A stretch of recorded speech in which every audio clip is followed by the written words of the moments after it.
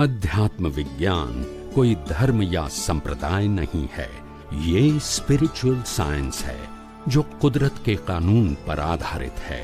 ये विज्ञान पूरे ब्रह्मांड के सभी रहस्यों को उजागर करता है और जीवन के सभी पहलुओं को समझने के लिए एक नई दृष्टि देता है। इसी को आर्ट ऑफ विजन कहते हैं, दुनिया को देखने की एक नई दृष्टि, जो अध्यात्म विज्ञानी परम पूज्य स्वामी श्री कमलेशानंद जी के निर्देशन में सनातन सत्य का अनुसंधान कर हमारे जीवन को प्रकाशित करे।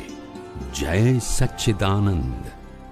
स्वामी जी, पिछले एपिसोड में हम बात कर रहे थे क्रमिक मार्ग, अक्रम मार्ग और विज्ञान, इनकी चर्चा कर रहे थे। समय की अल्पता थी, वो चर्चा पूरी नहीं हो पाई, ताकि किस तरीके से ये तीनों जो है वो एक दूसरे से पूरक है, एक दूसरे से मिलते जुलते हैं और किस तरीके से तीनों व्यक्ति के लिए, समाज के लिए उपयोगी है और किस तरीके से इनका पूरा समायोजन है, कृपया बतावें। प्रश्न के लिए धन्यवाद। सबसे पहली बात यह है क्रमिक मार्ग। क्रमिक मार्ग वो नेशनल हाईवे है, धोरी मार्ग है और कहीं सालों से, कहीं अवतारों से, सदियों से, सैकड़ों से चला आता है। ये नया मार्ग नहीं है। और क्रमिक मार्ग का बेस क्या है? पहले अपने एक्शन को सुधारो, स्पीच को सुधारो, थॉट को सुधारो, बाद में भाव को सुधारो। अगर ये मन वचन काया सुधरने के बाद भाव सुधर गए, इसके बाद अभी आप तत्व ज्ञान को जानो। जब आपका मन वचन काया तो सुधर गया है, उसके अंदर 5 महाव्रत आ गए, सत्य, अहिंसा, अचौर्य, ब्रह्मचर्य, अपरिग्रह, ये चारों आपके जीवन में आ गए। अभी आप भाव सुधारते हो कि चारों तो मेरे जीवन में आ गए, मगर मेरे को आत्मा का अनुभव करना है, तो क्या करना पड़ेगा? फिर ये दुनिया का सनातन सत्य क्या है, यूनिवर्सल ट्रूथ क्या है, ये कुदरत क्या है, 6 तत्व क्या है, ये सब कुछ समझना पड़ेगा। बंधन क्या है, मुक्ति क्या है, कर्म और कर्म फल क्या है, ये सब कुछ बात समझनी पड़ेगी। वो अंदर होगी, वो मनोवचन काया की बात नहीं है, ये यूनिवर्सल ट्रूथ की बात होगी।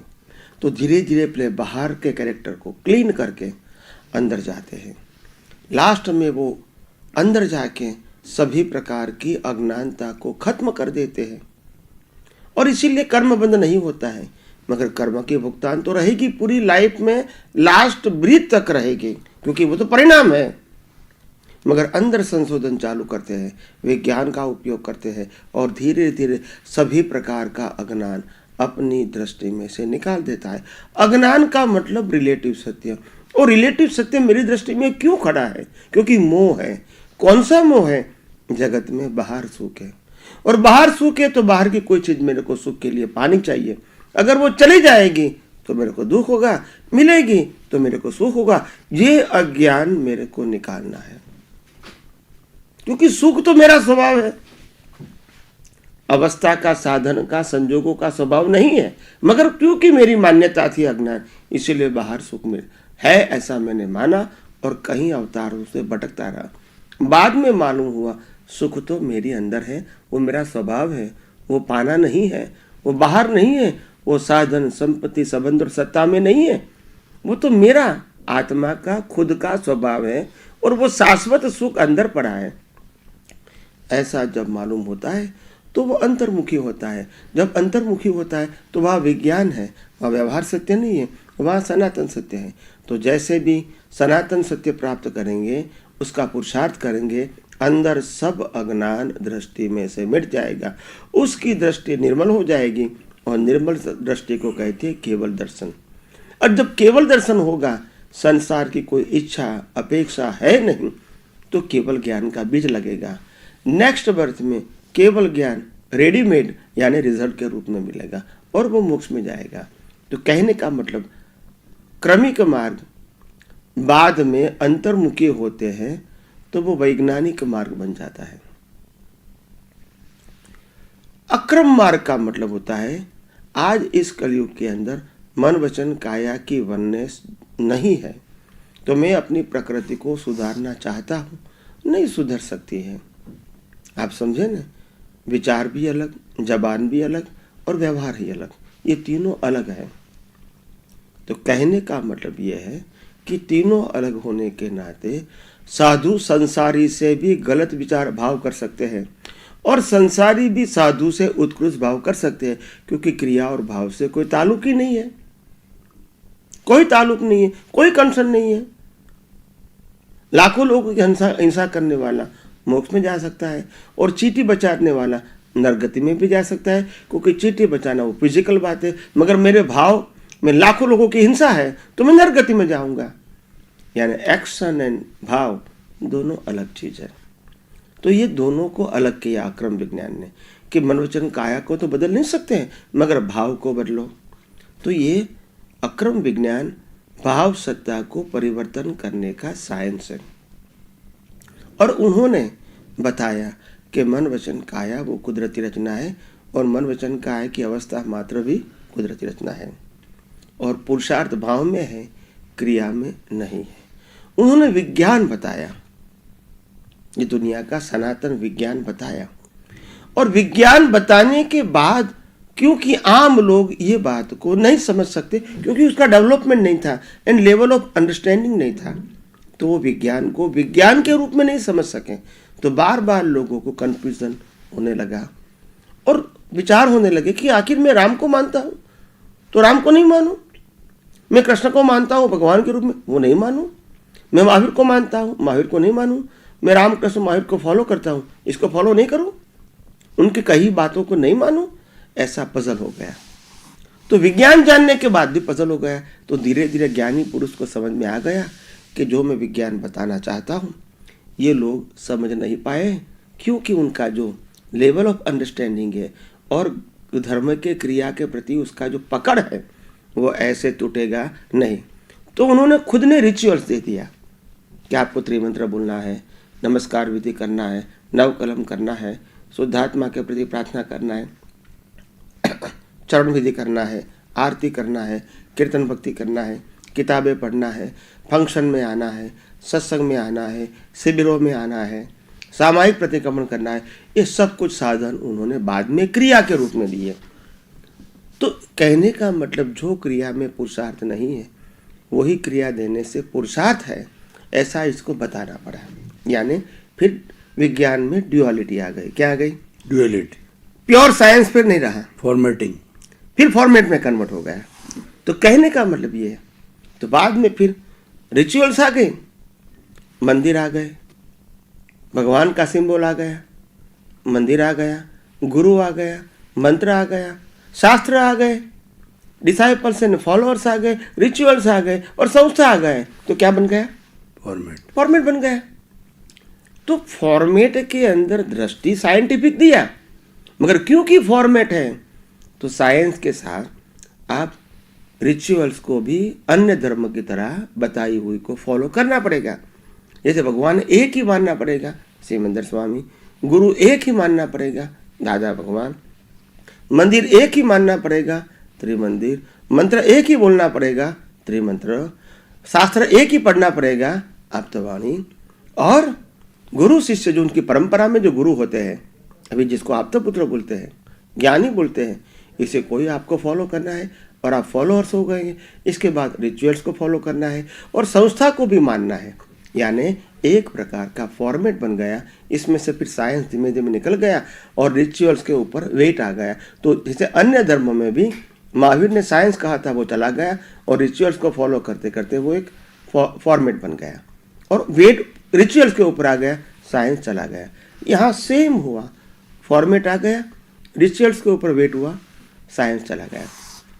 तो मैं ये कहना चाहता हूँ, मैं जो बात करना चाहता हूँ, इसमें मैं जीवन के अंत तक फॉर्मेट को प्रोजेक्ट करना नहीं चाहता हूँ, रिचुअल्स को प्रोजेक्ट करना नहीं चाहता हूँ, मगर मैं ये कहता हूँ विज्ञान को जानो और आपके कुल धर्म में जो भी रिचुअल्स लेके आए हैं फॉर्मेट लेके आए वो मन वचन काया से उदय कर्म के अधीन फॉलो करते रहो।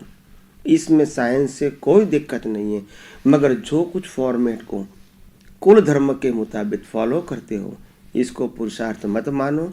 ये प्रकृति का धर्म है और प्रकृति का उदय कर्म मानो। और आपकी दृष्टि हर समय हर संजोगों में सनातन सिद्धांतों के अधीन, कुदरत के अधीन, 6 तत्वों के अधीन, कुदरती कानून के अधीन है, कुदरती रचना के अधीन है। वही बात धीरे धीरे विज्ञान के रूप में समझते रहो। मैं कोई नए मंदिर, नए भगवान, नए गुरु, नए मंत्र, नई रिचुअल्स देना नहीं चाहता हूँ। मैं कोई गुरु शिष्य की बात नहीं करना चाहता हूँ। मैं कोई संस्था में बंधना है, जुड़ना है, वो बात नहीं करना चाहता हूँ। आप समझिए, इसीलिए मैंने कहा मैं प्योर साइंस को, यूनिवर्सल ट्रूथ साइंस को on a base of law of nature को मैं प्रोजेक्ट करता हूँ, प्रोजेक्ट करता रहूँगा। यही मेरी ख्वाहिश है। और जो रिचुअल्स होती हैं, जो कुल धर्म के रूप में अप्लाई है, वो मन वचन काया से फॉलो करते रहो। मगर सिर्फ इसको पुरुषार्थ मत मानो, बंद करने की ज़रूरत नहीं है। ये प्रकृति का स्वभाव है, प्रकृति को मिला है, प्रकृति को आनंद भी आता है, वो करते रहने दो। मगर मैं प्रकृति नहीं हूँ, मैं प्रकृति को चलाने वाला नहीं हूँ, और मैं प्रकृति के भुगतान को भुगतान करने वाला नहीं हूँ। ऐसी लाइन ऑफ डिमार्केशन बना के मैं शुद्धात्मा हूँ, मैं चेतन हूँ, मैं अविनाशी हूँ और मैं सर्वशक्तिमान हूँ। और मेरे अलावा जो कुछ है वो 6 तत्वों से बनी हुई अवस्था है, कुदरती रचना है। इसमें कोई जगह पुरुषार्थ नहीं है और वो उदय कर्म के अधीन है, बिगिनिंग और एंड के साथ है।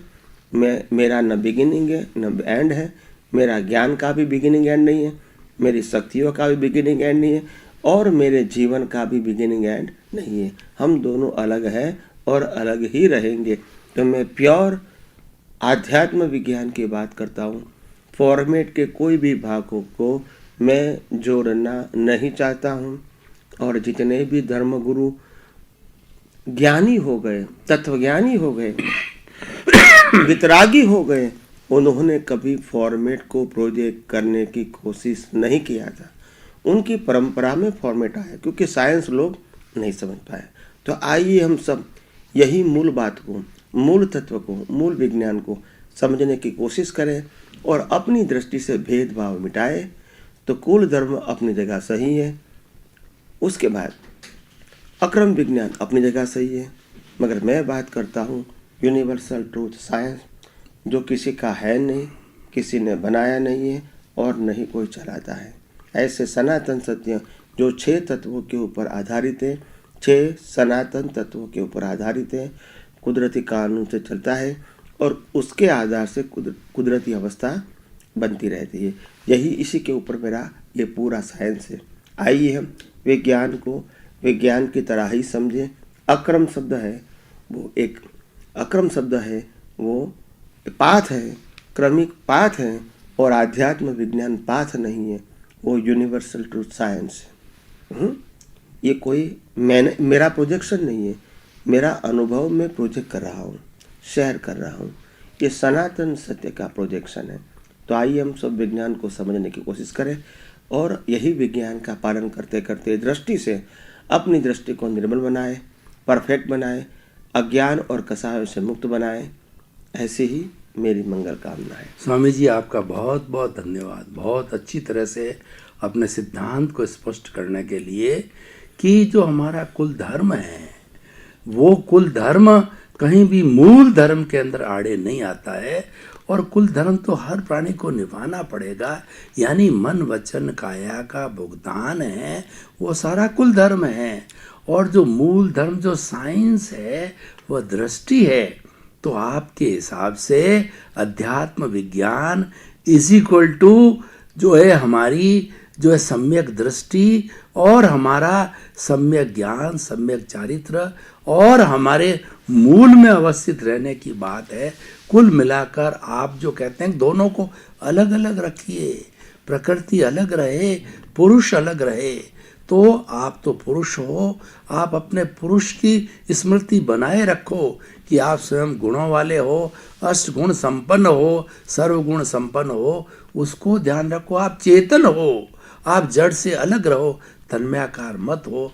बहुत ही सुंदर प्रस्तुति सही तरीके से करने के लिए स्वामी जी आपका बहुत बहुत धन्यवाद। जय